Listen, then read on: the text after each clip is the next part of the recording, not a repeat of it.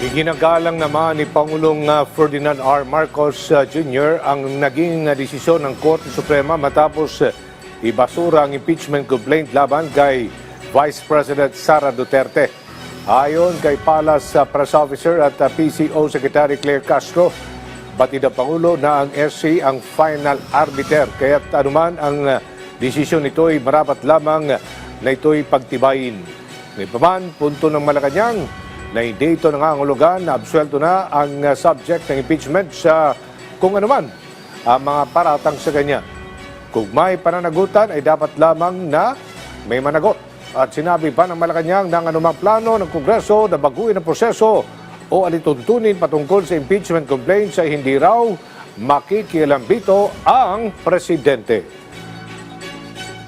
Igagalang po ng Pangulo, ng administrasyon, kung ano man po ang naging desisyon ng Supreme Court patungkol po dyan. Hindi naman po ito makakaapekto sa mga priority bills na nais ng Pangulo na maipasa. So, muli, ang Supreme Court po ang siyang final arbiter ng mga legal issues. So, nirerespeto po yan ng Pangulo.